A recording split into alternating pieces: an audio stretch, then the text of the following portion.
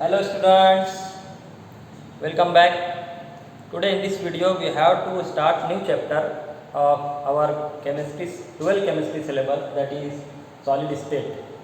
In this chapter we have to study different properties, structure of solid substances. In 11th we have already studied the gaseous and liquid state. So now start the solid state. What is the main properties of the solid? The main properties of solid. In solid, remember in solid, the interparticle force of attraction is very strong. The interparticle force of attraction is very strong. Is very strong. Remember solid में क्या होता है कि जो particles होते हैं solid में, जिनसे कि वो सॉलिड बना है, उनके दरमियान फोर्स ऑफ अट्रैक्शन बहुत स्ट्रांग होता है ना, बहुत करीब करीब होते हैं पार्टिकल्स, इसीलिए। और फोर्स ऑफ अट्रैक्शन स्ट्रांग होने की वजह से वो सॉलिड सब्सटेंस का फिक्स वॉल्यूम होता है, definite volume and definite shape. Therefore solid substance have definite shape and volume। यही वजह है। जैसे बीकर है, बीकर में मैं ये चौक कैल्शियम कार्बोनेट एक सॉलिड है, इसको मैं यहाँ पर रख दूँ, अभी शेप इस तरह का है, अब बीकर में मैं रख दूँ इस तरह, तो शेप में कोई तब्दीली हुई? नो, चौक जैसा था पहले वैसा ही शेप है, क्योंकि इसमें के पार्टिकल फैले नहीं है। अगर ये गैस होता तो जिस कंटेनर में रखते शेप वैसा हो जाता, बलून में अगर रखते गैस को तो बलून के जैसा, सिलेंडर में रखते सिलेंडर के जैसा, मगर सॉलिड को कहीं भी रखे हम, shape and volume fix definite. यही वजह है inter particle force of attraction. In this chapter solid state, the particle of any solid means it may be atom, ion और molecule। आगे हम देखेंगे इसमें कि पार्टिकल वर्ड आए तो सॉलिड की टाइप पर डिपेंड है कि उसको हम एटम ले सकते हैं, आयन ले सकते हैं, molecule. Okay, now we have to study the types of solid. Types of solid में दो टाइप बताई गई है, एक है crystalline solid. Types of solid में क्या देखना हमको? टाइप्स ऑफ सॉलिड, पहली टाइप क्या है students? That is crystalline solid. और दूसरी टाइप कौन सी है? Second type amorphous solid. Amorphous solid, तो ये डिफरेंस के लिए भी आ सकता, या तो प्रॉपर्टीज लिखने के लिए। तो क्रिस्टलाइन सॉलिड में अगर देखिए हम first point, in crystalline solid there will be regular or periodic arrangement of the constituent particles। there will be regular, और इसी को रेगुलर को क्या कहते हैं? Periodic arrangement of constituent particle. ये इंपॉर्टेंट है, जिस पार्टिकल से वो बना है, कॉन्स्टिट्यूएंट पार्टिकल्स। फॉर एग्जाम्पल अगर आयनिक सॉलिड देख रहे हैं हम, तो आयनिक सॉलिड में क्या होगा कि जैसे ये कोई केटायन है तो केटायन इस तरह अरेंज रहेंगे। ओके, केटायन के दरमियान क्या आ जाएंगे यहाँ पर? अनायन। These are anion. दूसरे चौक से अगर देखें इसको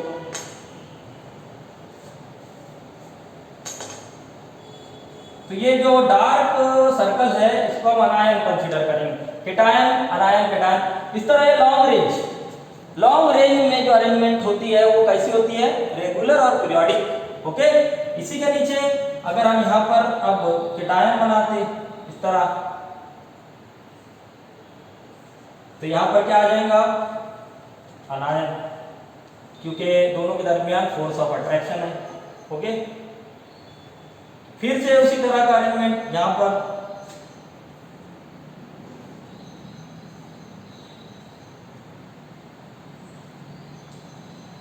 तो ये इस तरह का अगर अरेंजमेंट है तो उसको कहा जाता है रेगुलर और periodic arrangement of constituent particles.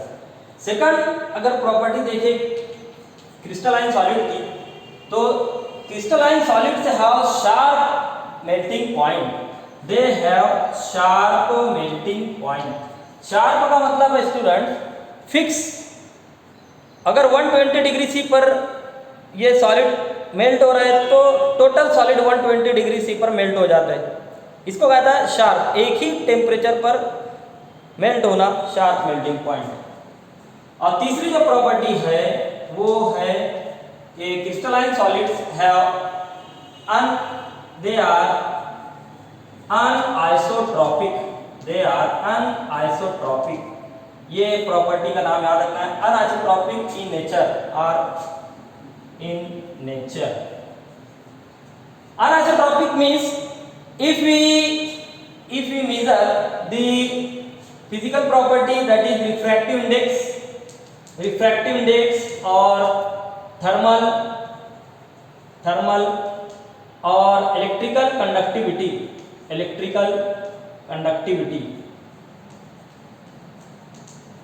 अगर ये प्रॉपर्टी अगर हम काउंट करें या मेजर करें तो इनकी वैल्यू मैग्नीट्यूड डिफरेंट होता है डिफरेंट डायरेक्शन में। If we measure refractive index और थर्मल और electrical conductivity from different direction, then the magnitude of these are obtain different. जैसे अगर हम देखें इस तरह कि ये एक डायरेक्शन हो गई वर्टिकल, ये एक डायरेक्शन, अभी क्या रहा है कैटायन अनायन कैटायन, ओके, इस तरह अरेंजमेंट है। अगर हम इसको इस तरह बनाते हैं डायरेक्शन, ये फर्स्ट डायरेक्शन, ये सेकंड डायरेक्शन, तो दो डायरेक्शन हम देख रहे हैं। तो यहाँ पर क्या आ रहा है, इस डायरेक्शन में ओनली सर्कल दिखाई दे रहा है, मे बी कैटायन, अगर इसको कैटायन लेते हैं हम तो सर्कल है सिर्फ, और यहाँ पर डार्क सर्कल भी आ रहा है, अनायन भी आ रहा है। तो ये दो डायरेक्शन में मुख्तलिफ अरेंजमेंट है, अरेंजमेंट मुख्तलिफ होती है डायरेक्शन। तो इसीलिए अगर हम इस तरफ से ये रिफ्रैक्टिव इंडेक्स से चेक करें तो वैल्यू डिफरेंट आएगी, इस तरफ से चेक करें रिफ्रैक्टिव इंडेक्स सॉलिड की तो वो वैल्यू डिफरेंट आती है। तो इसी प्रॉपर्टी को क्या कहा जाता है, anisotropic. The magnitude of refractive index is different in different direction. अब इसके अपोजिट, इसके एग्जांपल याद रखना है क्रिस्टलाइन सॉलिड की। क्रिस्टलाइन सॉलिड की एग्जांपल वगैरह में बहुत सारी एग्जांपल बता सकते हैं हम, जैसे NaCl, KCl, ओके। और इसके अलावा जितने एलिमेंट्स है कॉपर, आयरन, है ना, सिल्वर, और ले सकते हैं हम यहाँ पर डायमंड, ग्राफाइट एटसेट्रा। तो ये सारी एग्जांपल याद रखना है इसमें क्रिस्टलाइन सॉलिड में। तो ये पहला, अगर शॉर्ट नोट आती है तो नोट लिखना है, या डिफरेंस आता है तो इस तरह पॉइंट बनाकर लिखना है। Now opposite to this is amorphous solid. तो अमॉर्फस सॉलिड में क्या होता है, इसका opposite, there will be irregular और नॉन पीरियोडिक अरेंजमेंट, इर्रेगुलर, और इसी को कहा जाता है random arrangement of constituent particle.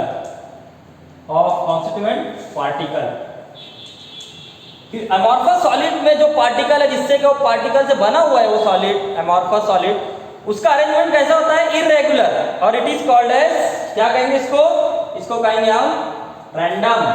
जैसे यहाँ पर हमने क्या देखे थे कि एक सर्कल है, हॉलो सर्कल, एक डार्क सर्कल, हॉलो सर्कल, इसको क्या कहेंगे, regular periodic arrangement. Long range में इस तरफ भी, इसको कहता है in long range there will be periodic arrangement. But यहाँ पर अगर पीरियोडिक अरेंजमेंट है भी तो शॉर्ट रेंज में होता है, बहुत शॉर्ट, थोड़ी जगह, बाकी फिर रैंडम हो जाता है। तो इसको हम इस तरह बता सकते हैं कि यहाँ पर बार बार अगर इस तरह बनाते जाएंगे हम, है ना, ये इस तरह, फिर यहाँ पर इस तरह, तो ये जो अरेंजमेंट है इसको हम क्या कहेंगे, यानी यहाँ पर ये सर्कल आ गया इधर डार्क सर्कल, हॉलो सर्कल, देखो यहाँ पर किस तरह अरेंजमेंट है। तो ये जो अरेंजमेंट है इसको कहेंगे हम नॉन रेगुलर, और क्या कहेंगे इसको, रैंडम। कोई सीक्वेंस नहीं दिखाई दे रही है, कोई अरेंजमेंट रेगुलर दिखाई नहीं दे रहा है, अनायन अनायन, कैटायन कैटायन दिया, सर्कल से बता रहे तो हॉलो सर्कल, डार्क सर्कल, इस तरह कोई इस तरह की अरेंजमेंट नहीं है। या अरेंजमेंट दिखाई भी देती है तो शॉर्ट रेंज में, अगर थोड़ी जगह में देखें तो अरेंजमेट दिखाई देती है, तो इसको हम क्या कहेंगे, इरेगुलर और रैंडम। अब इसके लिए ये अरेंजमेंट बता दिए। अब दूसरा पॉइंट क्या लिखना है इसमें कि दे हैव, यहाँ पर हमने किस लाइन में लिखे थे कि शार्प मेल्टिंग पॉइंट, यहाँ पर no definite sharp melting point, melting point sharp नहीं होता है, they melt over a range of temperature. तो हम not have sharp melting point, तो क्या बोलेंगे हम, melt over a range of temperature, मतलब किसी अमोर्फस सॉलिड का मेल्टिंग पॉइंट 300 डिग्री सी है, 300 डिग्री सी, तो वो 250 डिग्री सी से मेल्ट होना स्टार्ट हो जाता है, 250 डिग्री सी से, और धीरे धीरे धीरे धीरे 300 डिग्री पर मेल्ट होता है, तो इसको बोलते हैं melting over a range of temperature, not sharp melting point. और तीसरा पॉइंट इसको बता सकते हैं हम कि यहाँ पर लिखे से हमने आ रहा है अनआइसोट्रॉपिक, तो हमारे solids are isotropic in nature.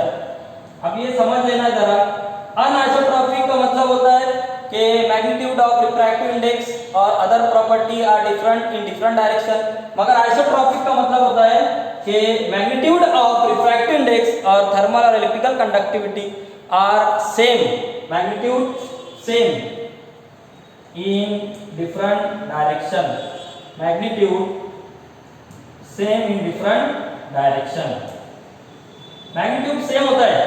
वजह यह है कि यहाँ पर कोई पीरियोडिक अरेंजमेंट नहीं है, इस तरह देखे या इस तरह देखे तो हर तरफ हमको डिफरेंट दिखाई दे रही है अरेंजमेंट, मगर जब ये टोटल क्रिस्टल देखेंगे तो ये एक जैसी वैल्यू आती है। ये स्मॉल पोर्शन देखे हमने, मगर इसके ऊपर इधर उधर सब तरफ देखे, सब डायरेक्शन में, इस तरह इस तरह इस तरह, तो जब ये समेशन होता है डायरेक्शन का, यानी ये डायरेक्शन देखे ये डायरेक्शन दे, तो वो एक जैसी वैल्यू दिखाई देती है।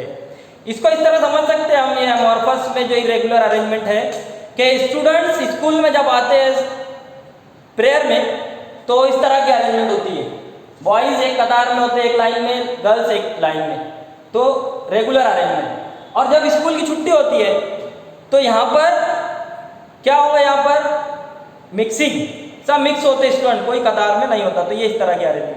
तो इस वक्त अगर किसी को हमको ढूंढना है तो हमको हर डायरेक्शन से उसको हम ढूंढ सकते हैं और उसी तरह की मेहनत लगेंगी हर डायरेक्शन से।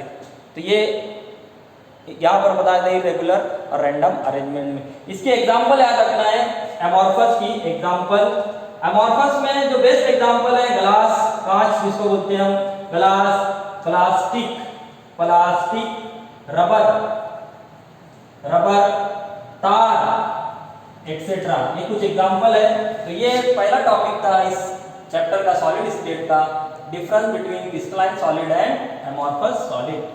See carefully and note down this. इसके बाद देखेंगे हम isomorphism and polymorphism, isomorphism and polymorphism देखना है, ये नोट डाउन कर लेना।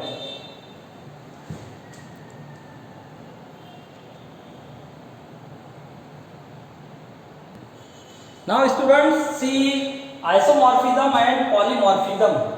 आइसो का मतलब होता है स्टूडेंट सेम, आइसो का मतलब होता है सेम, एंड मॉर्फ का मतलब होता है फॉर्म, मॉर्फ का मतलब क्या होता है, फॉर्म, शक्ल।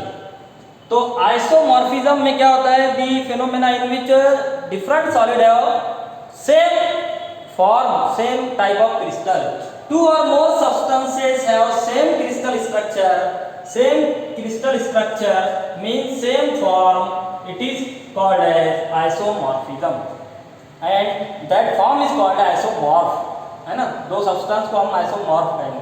The chemical composition has same atomic ratio.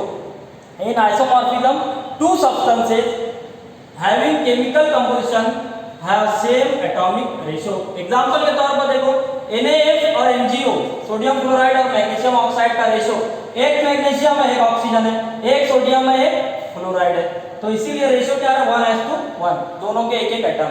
दूसरे example NaNO3 and calcium carbonate CaCO3, तो कैल्शियम में कितना है 1, कार्बन कितना है 1, ऑक्सीजन कितना है 3, तो रेशो क्या आ रहा है। वैसे यहाँ पर भी है 3, नाइट्रोजन 1, सोडियम 1, तो ये रेशो है। तो अगर इस तरह का रेशो आता है दो सब्सटेंस में सेम केमिकल कंपोजिशन, तो इनको क्या कहेंगे आइसोमॉर्फिज्म। दूसरी तरफ पॉलीमॉर्फिज्म, पॉली यानी मेनी, तो यहाँ पर क्या मतलब इसका, a single substance that exist in 2 और मोर फॉर्म, एक ही सब्सटेंस है मगर वो नेचर में एक से ज्यादा फॉर्म में, एक से ज्यादा शक्ल में मौजूद है, तो उसको हम क्या कहेंगे polymorphous, and phenomena is called polymorphism. तो पॉलीमॉर्फ फॉर्म में एक ही एलिमेंट रहेगा मगर उसकी शक्ल अलग रहेगी। यहाँ पर दो सब्सटेंस है एक जैसे दिखाई दे, okay. Example calcite and aragonite, calcite and aragonite, calcite we know calcium carbonate होता है उसमें कैल्साइट में, एरागोनाइट में भी कैल्शियम कार्बोनेट, मगर ये दोनों की जब स्ट्रक्चर देखते हैं हम, क्रिस्टल स्ट्रक्चर वो डिफरेंट होता है। Same chemical composition, same formula, but different structure, different शक्ल। दूसरे example 2 that is alpha quartz, beta quartz and cristobalite. Cristobalite में भी ये तीनों में सिलिका होता है, सिलिकॉन डाइऑक्साइड सिलिका, मगर यहाँ पर तीनों की शक्ल जब देखेंगे हम तो अलग आती है। दूसरी चीज पॉलीमॉर्फिज्म में कहा है पॉलीमॉर्फिज्म इन एलिमेंट, ये तो सब्सटेंस हो गए, कंपाउंड है ये। अगर एलिमेंट में पॉलीमॉर्फिज्म है कि एक एलिमेंट अगर कई शक्ल में मौजूद है नेचर में, तो उसको क्या कहते हैं हम, उसको कहते हैं एलोट्रॉपी, बहरूपियत, है ना, उर्दू में क्या बोलते हैं इसको, बहरूप, एक से ज्यादा शक्ल में मौजूद होना, तो एलोट्रॉपी। जैसे कार्बन, एग्जांपल क्या लेना है, कार्बन के एलोट्रॉप्स कौन कौन से, एक तो डायमंड है प्रीशियस सब्सटेंस, दूसरा है ग्राफाइट, तीसरा फ्लोरीन, ऐसे और भी है कार्बन ब्लैक वगैरह, मगर ये मेन 3 एलोट्रॉप है कार्बन के। ऐसे बहुत सारे एलिमेंट्स है जिनके एलोट्रॉप पाए जाते हैं एक से ज्यादा शक्ल। तो ये हो गया हमारा आइसोमॉर्फिज्म, पॉलीमॉर्फिज्म। स्क्रीनशॉट ले लेना है, नोट डाउन कर लेंगे, क्लियर। अब इसके बाद देखेंगे हम student classification of crystalline solids. 4 classes है उसकी, शॉर्ट में उसको देखना हमको और याद रखना है। तो इसके बाद का वीडियो मतलब इसके बाद का टॉपिक इसको नोट डाउन कर लेना है, स्क्रीनशॉट ले लेना है और क्लासिफिकेशन ऑफ क्रिस्टलाइन सॉलिड देखना है।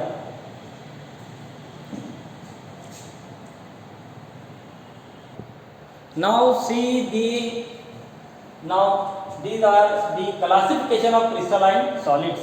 Now see classification of crystalline solids. Crystalline solids are classified in 4 types. 4 types are ionic solid, covalent network solid, molecular solid and metallic solids. These are the properties of these solids. Now see one by one. First property, that is constituent particles. Constituent particles means the particles which are present in that solid. दिखाई दे रहा है? Constituent particles मतलब उन particle से बने होते हैं। तो देखो सबसे पहले आयनिक सॉलिड में केटायन और अनायन से बने होते हैं आयनिक सॉलिड। ओके, जैसे NaCl फॉर एग्जांपल NaCl, तो NaCl में Na cation, Cl अनायन। Covalent network solid में एटम्स होते हैं। कॉन्स्टिट्यूएंट पार्टिकल क्या होते हैं, एटम्स। फॉर एग्जांपल अगर इसकी देखिए हम डायमंड में क्या होता है, कार्बन एक दूसरे से अटैच होता है, तो atoms are attach by covalent bond and it form network, एक जाल बन जाती है, जैसे डायमंड 11 में पढ़े स्ट्रक्चर वगैरह। तो ये इस तरह मॉलिक्यूलर सॉलिड में मॉलिक्यूल्स होते हैं कॉन्स्टिट्यूएंट पार्टिकल्स, यानी जो पार्टिकल होते हैं जिससे बना होता है मॉलिक्यूलर सॉलिड, वो क्या है, molecules in solid form. And metallic solid में कॉन्स्टिट्यूएंट पार्टिकल क्या है, metallic ions in sea of electrons. तो इसको समझ लेना है, metallic ions in sea of electron. For example लोहे का टुकड़ा, अगर देखिए आयरन का टुकड़ा अगर हम इस तरह बनाते हैं इसको कि ये एक आयरन का टुकड़ा है, हमको पता है कि Fe ये Fe2+ भी बनाता है बाय रिमूवल ऑफ 2 इलेक्ट्रॉन, और ये Fe3+ भी बनाता है by removal of 3 electron. Ferric and ferrous ion form करता है।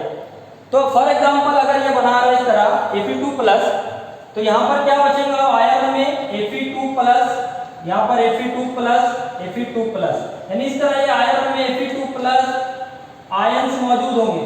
और दो इलेक्ट्रॉन कहाँ गए? ये दो इलेक्ट्रॉन, ये दो इलेक्ट्रॉन हवा में नहीं उड़ जाते, these are present in that ion. ये आयन है, अगर लोहा है तो इसमें इस तरह का कंस्ट्रक्शन होता है, स्ट्रक्चर होता है। तो ये जो पॉजिटिव आयन है, पॉजिटिव आयन के तरफ में क्या मौजूद होता है स्टूडेंट? पॉजिटिव आयन के तरफ में जो इलेक्ट्रॉन रिमूव हुआ है वो इलेक्ट्रॉन यहाँ पर मौजूद होते हैं, हर तरफ, इनके हर तरफ ये इलेक्ट्रॉन मौजूद। और ये इस तरह वेव की शक्ल में जारी रहते हैं, घूमते रहते हैं। इस तरह वेव की शक्ल में, समंदर में कैसे वेव चलती है वैसे ये वेव्स की शक्ल में एक जगह से दूसरी जगह घूमते रहते हैं। इसीलिए metals are very good conductors of heat and electricity.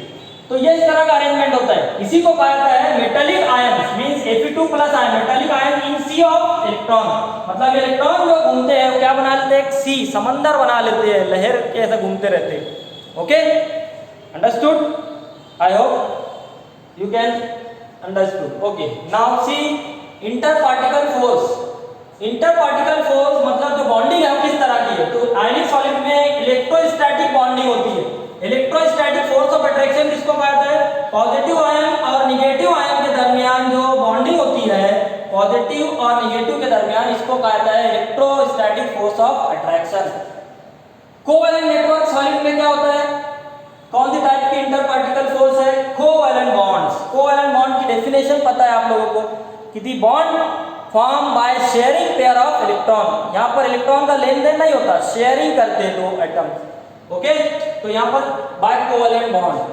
और inter particle force molecular solid में होती है London forces, dipole dipole interaction, hydrogen bonding. ये तीन तरह की बॉन्डिंग पाई जाती है, इंटर पार्टिकल फोर्स पाए जाते हैं। फॉर एग्जांपल अगर हम मीथेन देखें, मीथेन मॉलिक्यूल आपस में किस तरह अटैच होता है एक दूसरे से? बाय डिस्पर्जन फोर्स, और it is called as London forces. Okay, dipole dipole interaction किसमें देखा जाता है? HCl मॉलिक्यूल में। HCl यहाँ पर एक HCl बना है, दूसरा HCl इधर, तो क्या होगा यहाँ पर? Cl पर पार्शियल निगेटिव, H पर पार्शियल पॉजिटिव। तो जो इंटरेक्शन हो रहा है इसको डायपोल डायपोल इंटरेक्शन कहेंगे हम, दो पोल के दरमियान का इंटरेक्शन। तीसरी हाइड्रोजन बॉन्डिंग। वाटर अगर देखें हम या अमोनिया देखें तो इसमें हाइड्रोजन बॉन्डिंग होती है। वाटर हमको पता है कि ये इस तरह का स्ट्रक्चर है, O और दो हाइड्रोजन। दूसरा वाटर अगर इसके आसपास अगर इस तरह है तो यहाँ पर पार्शियल निगेटिव, ये पार्शियल पॉजिटिव। तो कौन सी बॉन्डिंग बताई जाती है? इसको कहा जाता है हाइड्रोजन बॉन्डिंग। इस तरह की हाइड्रोजन बॉन्डिंग पाई जाती है। Okay, clear? और मेटालिक सॉलिड में मेटालिक बॉन्ड पाई जाती है। तो ये जो बॉन्ड बन रही है Fe2 और इलेक्ट्रॉन के दरमियान ये जो बॉन्ड, पॉजिटिव निगेटिव के दरमियान, तो अट्रैक्शन ही होगा, नेचुरल चीज है वो। पॉजिटिव और निगेटिव क्या होता है? हमेशा अट्रैक्शन। तो वही चीज यहाँ पर भी हो रही है, पॉजिटिव और निगेटिव के दरमियान अट्रैक्टिव फोर्स कायम हो रहा है। उसी को क्या कहेंगे हम? Metallic bond. Positive ion and between the electron, this is metallic bond. तीसरी प्रॉपर्टी अगर देखें हम सॉलिड की तो हार्डनेस। हार्डनेस कितना हार्ड होता है?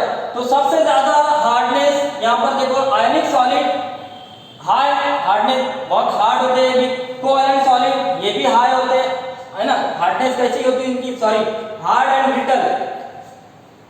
आयनिक सॉलिड हार्ड एंड ब्रिटल होते हैं। हार्ड तो होते ही है, ब्रिटल, ब्रिटल का मतलब होता है स्टूडेंट जैसे कांच हार्ड है, मगर इसको हम पटकेंगे तो फौरन क्या हो जाएगा? टूट जाएगा। तो इस तरह का जो अमल है, हार्ड तो है मगर बहुत जल्दी टूट भी जाता है, तो इसको क्या कहते हैं?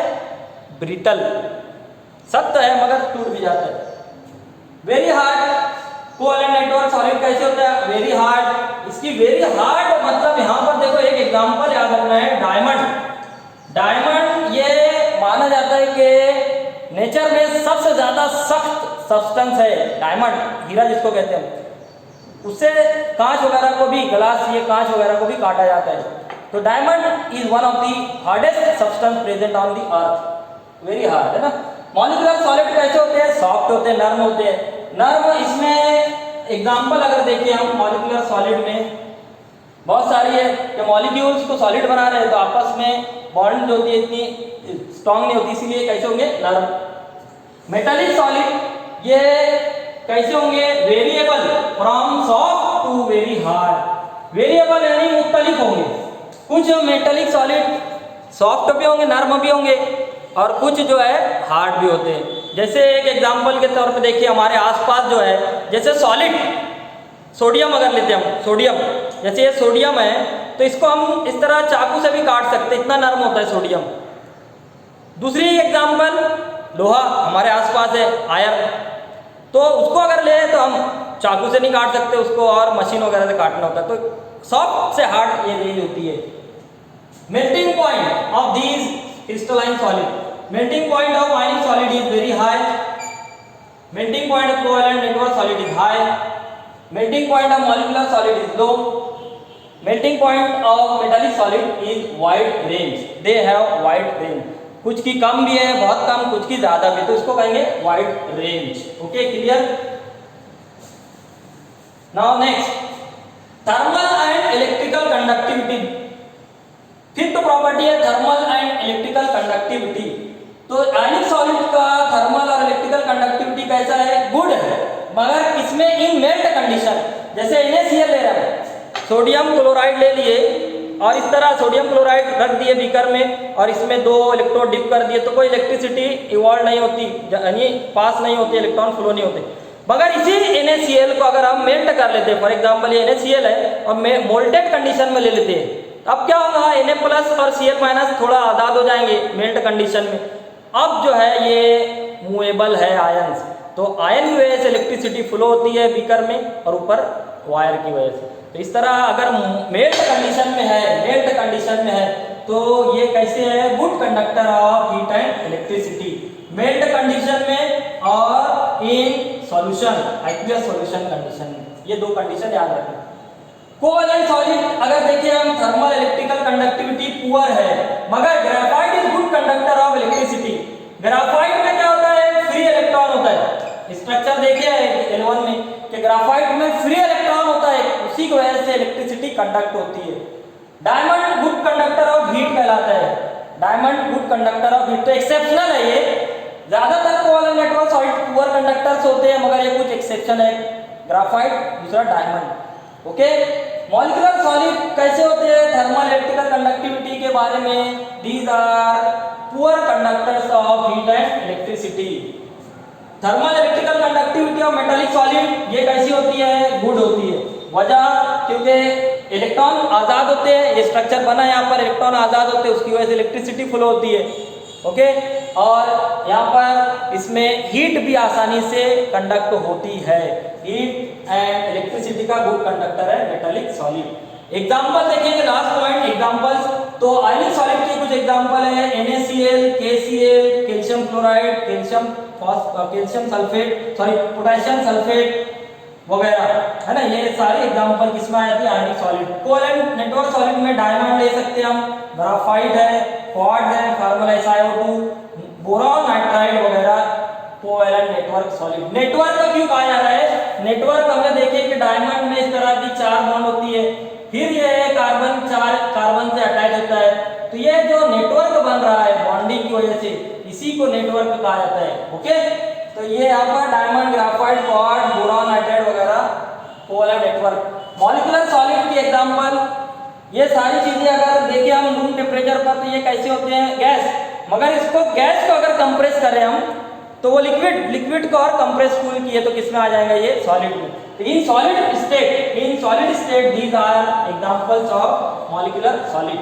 मेटालिक सॉलिड की पीरियोडिक टेबल में जितने भी मेटल्स है, मेटालिक एलिमेंट, वो सारी एग्जांपल मेटालिक सॉलिड में। For example sodium, potassium, calcium, lithium, iron, gold, silver, cobalt वगैरह, बहुत सारी एग्जांपल दे सकते हैं हम। तो ये चेक कर लेना है, बराबर दिखाई दे रहा है और नोट डाउन कर लेंगे। तो ये आज का वीडियो हमने यहाँ पर कंप्लीट किया, टाइप्स और classification of crystalline solid, ionic solid, covalent network solid, covalent network solid, molecular solid and metallic solid. Okay, screenshot ले लेना है, नोट डाउन कर लेंगे। वेरी गुड, दिखाई दे रहा है ना? चलो अगले वीडियो में देखते रहना यूट्यूब पर। अगले वीडियो में हम इसी का, इस चैप्टर का अगला पार्ट देखना है ना? तब तक के लिए गुड बाय, थैंक यू।